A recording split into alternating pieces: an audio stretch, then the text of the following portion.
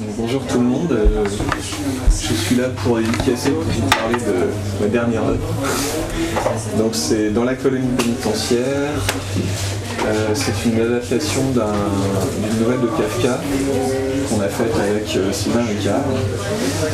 Et ce que je peux dire sur ce bouquin, c'est qu'il est très court mais très spécial. C'est un peu un exercice de style qu'on a voulu faire, c'est-à-dire c'est une nouvelle qui est une espèce de huis clos extérieur qui tourne autour de 3-4 personnages, qui repose beaucoup sur les dialogues ou sur le monologue. Et avec Sylvain, on avait vraiment envie de se frotter à ça en bande dessinée parce qu'on avait l'impression qu'il y avait quelque chose de vraiment spécial à faire.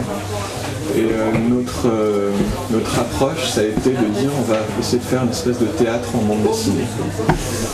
Donc lui, le scénario a essayé de créer un découpage, une atmosphère, un rythme qui soit proche de la direction d'acteur ou de la direction de comédien sur un plateau de théâtre. Et avec ça, moi j'ai essayé au niveau du rythme, du découpage, du dessin, d'avoir une approche très écrite, très spontanée, pas trop picturale. J'ai fait en sorte que le dessin s'efface un peu derrière les dialogues, etc. Donc j'ai fait en sorte que le personnage principal soit très vivant, très expressif, qu'on voit vraiment son visage bouger en fonction de ce qu'il dit, ce qu'il disait. Donc après, on a fait à peu près le même travail avec la mise en couleur qui a été faite par Albertine Ravanti. Donc il s'agissait de faire une mise en couleur pas trop picturale mais très narrative.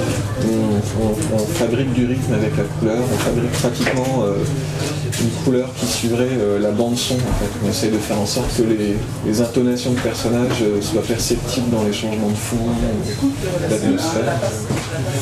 Voilà, donc j'espère qu'on y est arrivé en 46 planches. A priori c'était vraiment la nouvelle qu'il fallait pour ce format-là, on n'avait pas besoin de plus ni de moins. C'est une nouvelle très particulière. Kafka a écrit ça, je pense, sur l'inspiration à la fois de son époque et peut-être de ce qui s'écrivait dans le contexte. Il a voulu écrire une nouvelle qui parle un peu de la torture et de l'obstination, de la folie de l'obéissance, de la confrontation des cultures. Donc il y a un peu de tout ça là-dedans. C'est une nouvelle qui est psychologiquement un peu violente, un peu dérangeante, mais aussi assez drôle, assez burlesque. Et je pense que voilà, l'ensemble fait réfléchir.